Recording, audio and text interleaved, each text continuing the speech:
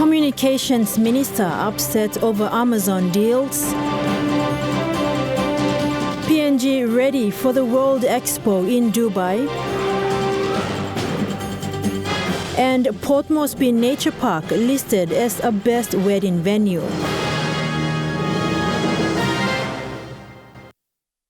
Good evening and welcome. This is Saturday's news. I'm Kilawani. Communications and Information Technology Minister Timothy Massieu is upset over technology giant Amazon's dealings with Treasury Department, in which he says he has been bypassed. Minister Massieu, along with relevant authorities from PNG's ICT sector, are concerned over this, given policy and regulatory issues that surround it. They raised their concerns during a media conference yesterday afternoon at the NICTA head office. Minister Massieu said he was surprised upon finding out this week that he had been bypassed by global tech giant Amazon agents entering Papua New Guinea for business interests. My ministry and my department have no knowledge of Amazon making its way into the country. And as such, I was surprised to read in the newspapers that there is a move, there is some understanding between the Treasury Department and Amazon. And part of the frustration is to do with Amazon dealing with Treasury Department, which he says is the wrong one, given Amazon's nature of business. For a technology company like Amazon, who deals with ICT, I'm surprised that they bypassed my ministry and my department in going direct to Treasury Department, which is not the right department to engage in such activities in the country. And so, as minister, I'm upset. Amazon company, which is owned by American Jeff Bezos, currently the richest person in the world with a net worth of about $200 billion, is a multinational technology company that mainly focuses on e-commerce, cloud computing, digital streaming, and artificial intelligence. One of Amazon's subsidiaries, Amazon Web Services, or AWS, deals with cloud computing, which is the company that is dealing with PNG's Treasury Department. Secretary for the Department of Information and Communication Technology, Stephen Matainaho, explained this during the media conference. And for such an investment or partnership to come into the country, it requires a proper vetting process. We do have some policy directives on this, and Minister did put it out through the Digital Transformation Policy. That's the NEC Decision 252 of 2020. And there is a recent decision, NEC Decision 39 of 2021, highlighting that all cloud-related services there should be an oversight, and the oversight is the Ministry for ICT. Secretary Matainaho said AWS has ICT infrastructure and data centers just like Google, Amazon or Yahoo do as well. He says coordination for business investments of this nature need to be done properly, as PNG's data security is important. NICTA Board Chairman Noel Mobia expressed similar concerns regarding cloud computing services. Cloud services at the moment are being accessed by government through a non-primary server onshore, which means the services are going straight offshore and coming back, going and coming in. They carry government data. And the work that's done by the ministry and the department now is to ensure that we have some control on which way the government data is moving around in this cyber domain. Mr. Mobia said PNG governments in recent years have had issues with the wrong departments or ministries dealing with certain government initiatives, resulting in negative output. And he says this one needs careful consideration for a better output. Minister Massieu said whilst new investors in PNG's ICT space are welcomed, particularly big international companies, the right processes need to be followed. Dennis Orere, National EMTV News. Commissioner General of PNG to the World Expo, Ambassador Joshua Kalinoy, says PNG will show to the world why it's a key sustainability player at the World Expo in Dubai.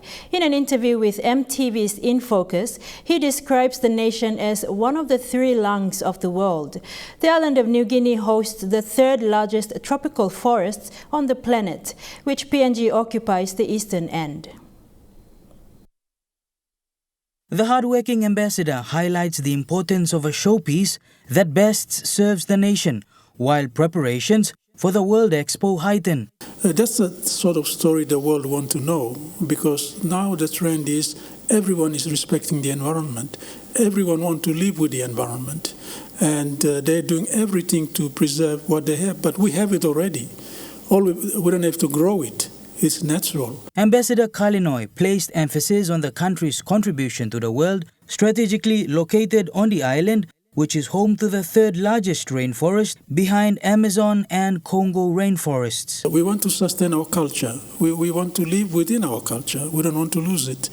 We want to live with our environment, and we want to do business like concept certain parts of the country and become the lungs of the world, continue to be the lungs of the world. The key message of sustainability will be promoted in the PNG Pavilion in Dubai alongside tourism and organic produce. Produce which, according to Ambassador Kalinoy, has historical significance. We will have our own company who have indicated that they will take part in that space, is the innovative agriculture industry up in Ilimu. And they will be telling a very interesting story. And the story is about the coop cacao chip. And there's two dimensions to that. The cacao is, of course, the best natural food, naturally grown to have. And there is no fertilizer, so it's the most healthiest food one can have. And then they're going to talk about the coop first agriculture site. The World Expo is the biggest and oldest world gathering. This year, about 190 countries are due to arrive in Dubai, United Arab Emirates, from 1st October 2021 to March 2022. PNG has yet to send the necessities for the standalone pavilion due to shipping delays. The delegation lead wants this to be fixed before the shipment leaves for the Emirates' largest city. Bradley Valenaki, National EMTV News. Prime Minister James Marape has highlighted plans to develop settlements into suburbs and give land titles to long-time city residents. He says the people must work together with NCDC and the government to ensure this plan is rolled out successfully. The Prime Minister was speaking during the groundbreaking ceremony of a new police post in 9 Mile outside Port Moresby recently. Speaking to the people at 9 Mile, the Prime Minister highlighted the government's plan for the Settlement to Suburb Development Program. Under this program, land title will be identified and given to long-time residents who have been living on a piece of land for many years. He says the people must not squatter on a piece of land, but they must work with the government to acquire land title following the right process. Today you said you stop knocking things lo karem kapana going said nothing lo ground on play you looking stuff free. Lare member plan a governor making the program good. Number come saboti mem na you can sinan good. You too, Papua New Guinea, you know man lo not love you come. You got right lo sinan lo one have as much as not la money get right to. The Settlement to Suburb Development Plan was an initiative of the previous government, but not much has been done to roll out this initiative. The Prime Minister says his government will continue to roll out this plan to ensure people's lives are improved. With eviction exercise being carried out in most settlements, the Prime Minister says they will be working with responsible authorities to ensure land is made available for the people. Now looking where no can bulldozer come, but how you make it straight him good. Now said you stop good, plan him good, road Iran, water Iran, power Iran, you may count them who said man stop good. Now who said you sleep namel road or power or title, me black and try. Suppose you through man Mary were second generation, third generation. You got ask lo stop lo Moresby, also the honorable lawyer boy Samuel talk because you born lawyer, you can straight him good so that you may sit good now. Moresby Northwest MP Lohia Boy Samuel was also supportive of this plan. He says they will be working with the Motukoita people to identify legitimate landowners. This is to ensure the landowners are compensated. So eventually, Moresby Northwest, Moresby South, and Moresby Northeast can come together with this plan, where settlement, eventually we can find the right landowners, compensate them, so we can all have a blockage where you can own it. So when you die, you don't have to go home. You may stop now. So whoever is in Port Moresby, whether from Goroka, Hagen, or whatever, if you're born here, you may buy stop. But there are also law and order problems that continue to hinder service delivery in settlements. The Prime Minister challenged the people to be responsible and work together with the police to address law and order issues. Talk. Moresby City must stop yet. Suppose you born lo here, no can not have lo by go. You may must respect him law and order, so you may not can build him more money lo police station. Money where you like to help lo SME, make him road more, make him power more, get up in country here, but you may put him nothing in the law and order to Masiko. Rayon Lakingu National, MTV News. You're watching National MTV News. More stories after these short messages.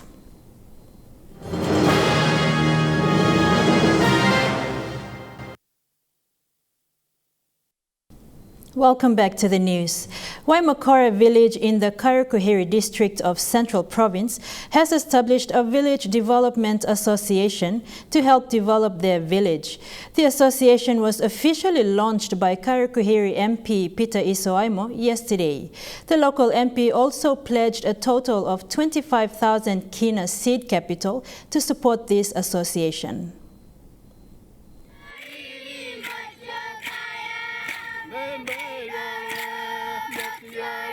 The Waimakore Village Development Association was officially launched by Karukuhiri MP Peter Isoaimo. The association membership covers all men, women and children, including youths from Waimakore Village. The association will be a vehicle for development and service delivery in their local community. So this association actually represents the whole of Ward 19. The women, the youths, the children. We have a membership system where we also cover the children. Karukuhiri district is one of the biggest districts in Central Province with a population of over 120,000 people. According to the local MP, service delivery has always been a challenge due to limited funding and the size of the electorate. He says with the Ward Development Committee in place, the Village Development Association will be a legal vehicle for development in the village. He also pledged his support for this association. For taking a bold stand to ensuring you are all incorporated as a legal entity, to ensure you have a legal vehicle to access development for and on behalf of all your membership. As your member, I want to work alongside the association. I don't want this appearance or the launching to be the last time I've heard of Waimakore Association.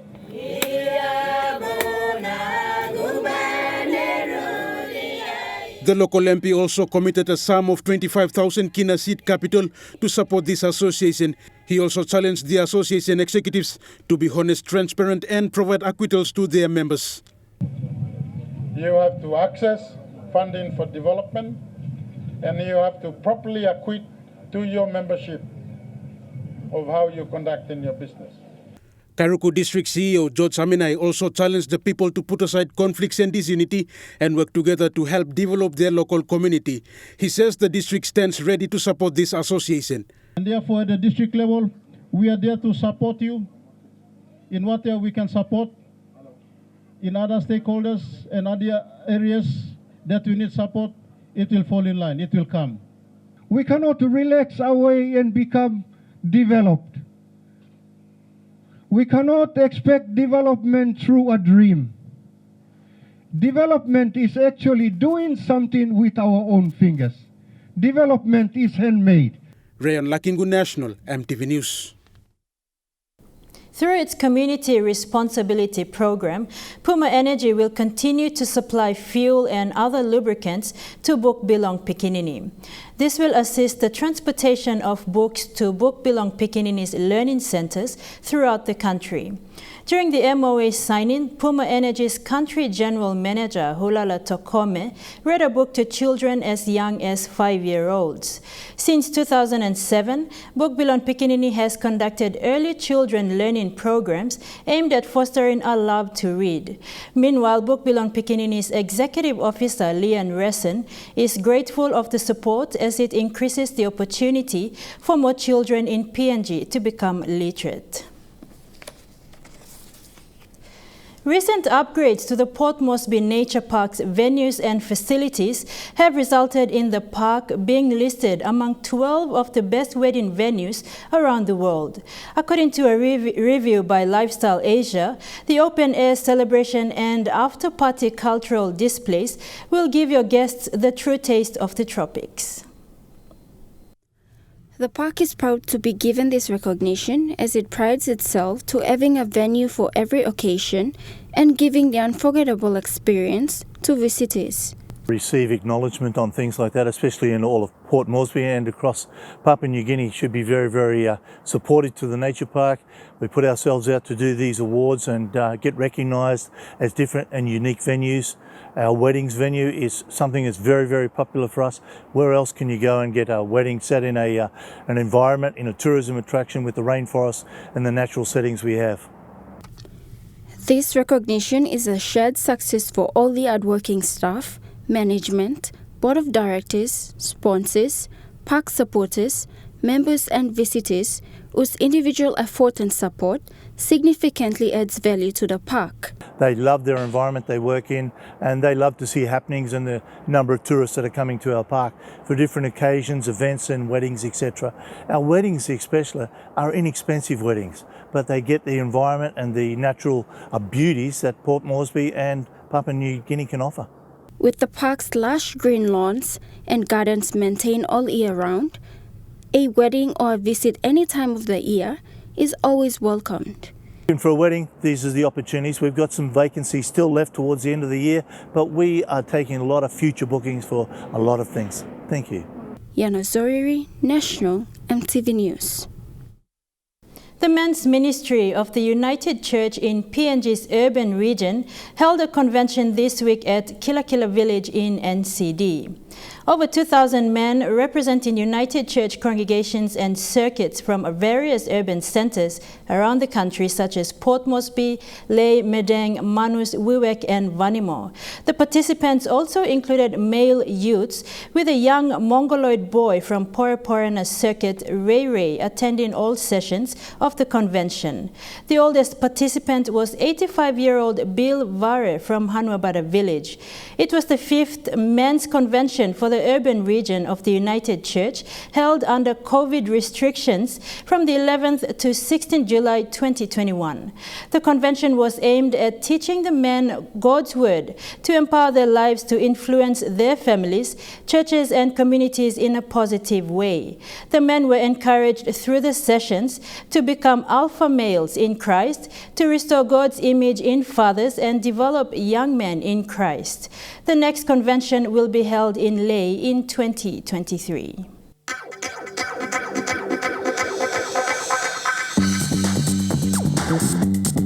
Trukai Sports.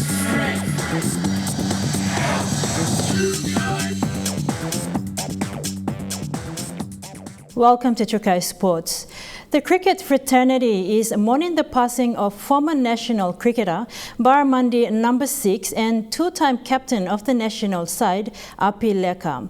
Mr. Leka passed away peacefully at the Port Moresby General Hospital. Leka represented the country on a number of tours in Europe and Africa, among others, in 1979, 1982, 1986 and 1994. Affectionately referred to as Skipper, Mustafa, Leka coached the Barramundis to their first International Cricket Council title in Samoa in 2002 after retiring from representative cricket. Cricket PNG domestic competition manager Lakani Oala stated Leka served the code with distinction both on and off the field. The late Api Leka's funeral service will be held on Wednesday, 21st of July at the Sister Fairhall Memorial Church and will be laid to rest at his home, Kapara Village in Rigo, Central Province. The PNG Olympic Committee tireless efforts in sending the 8 athletes making up Team PNG to the Tokyo Games will be made possible through the generous financial assistance provided by their corporate partners and the national government, ensuring PNG's participation in the Games that have been hindered due to the COVID-19 pandemic. With the corporate support rolling in for Team PNG, our athletes' journey to the Tokyo Olympic Games are on the right track. The historical circumstances surrounding the Games due to the COVID-19 pandemic has placed an extra layer of uncertainty that has hindered the preparations of all participating nations, including PNG. We have our team leaving on Saturday, and the first lot departing Port Moresby going via Singapore to Tokyo, leaving on Saturday with Chef de Mission, Tamsin Wadley. You'll notice the athletes and the officials, Chef de Mission, are not here because they have to isolate prior to their departure. But the team is all ready and set to go. Tamsin Wadley, Chef de Mission, and her management team have done a wonderful job with all the arrangements, departure arrangements for the team from Port Moresby. Part of the team in Australia as well. We have the weightlifters and the sailors and the swimmers. In Brisbane, we have a swimmer in Thailand as well, so we will all be meeting up in Tokyo, and so we're all ready and set to go.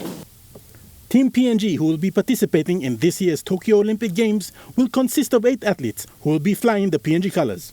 4 of our athletes have qualified on merit. They include siblings and PNG sailing reps, Teya Riki Numa and Rosalie Numa. The other 2 qualifiers include our 2 weightlifters, PNG's Golden Girl Dika Toa, who will be participating in her 5th Olympic Games, while Pocket Dynamo Morea Baru will be doing the heavy lifting for PNG. The other 4 PNG athletes have been granted participation places according to the criteria set out by the International Olympic Committee and their respective sporting bodies. They include swimmers Ryan Maskelin and Judith Miuri. In athletics, our sole participant will be long jumper Rayleigh Capoting, while boxer Joan Umi will be lacing up the gloves for PNG in the lightweight division. Last year, Teya Riki and Rosalie Numa, they're both brother and sister, and so it is, I think, history as well to have a brother and sister competing at the Games for the first time and at the Olympics. And so they both qualified, and they're in Brisbane right now with their high-performance coach. Then we have the weightlifters, Dika and Morea, who qualified on merit as well, based on their rankings, current rankings. And so they're the other 2 that qualified. The athletics, only 1 universality slot for athletics, which is given to Rayleigh Capoting based on her ranking, the World Athletics ranking. It came down to the selection criteria of the athlete that had the highest World Athletics ranking, which Rayleigh was ranked higher than Toya. For that reason, Rayleigh was selected, and her selection had to go through a technical committee at World Athletics as well, so she's done exceptionally well to be accepted for a field event in long jump.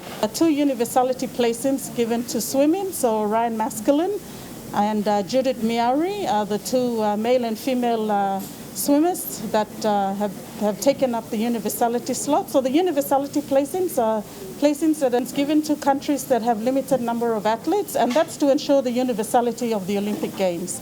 Then we applied for tripartite placing, and we were successful for our boxer John Ume. So John Ume is the boxer that has been approved a tripartite placing. Huxley Lobai, Chukai Sports. The SSG Roosters have been crowned as the champions of the Port Moresby Rugby Football League pre-season 9s tournament. The Roosters, well known in the 9s arena in PNG, beat the Royals 20 points to 4. The SSG Roosters walked away with 5,000 kina prize money, while the Royals took home 2,000 kina as runner-ups. Meanwhile, in the women's division, the Royals notched south to claim the Cup's trophy. The SSG Roosters is one of the most consistent clubs that usually take part in Nines competitions.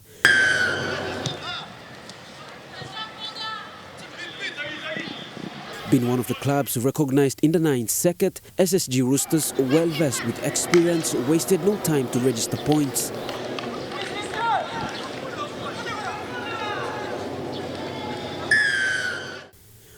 With 15 minutes of footy, the Roosters' concrete defense kept the Royals scoreless in first half.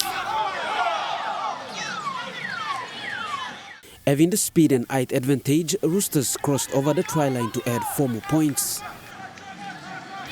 The Royals then regrouped and responded with a try. The SSG Roosters, with too much speed and pace, nailed the Royals 24 points to 4 to be crowned the champions of the POM RFL Pre-Season Nines tournament.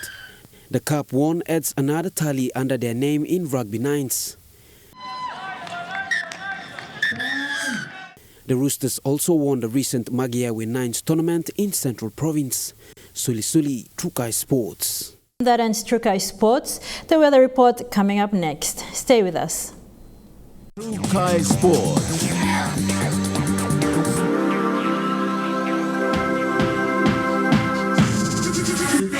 Trukai Sports.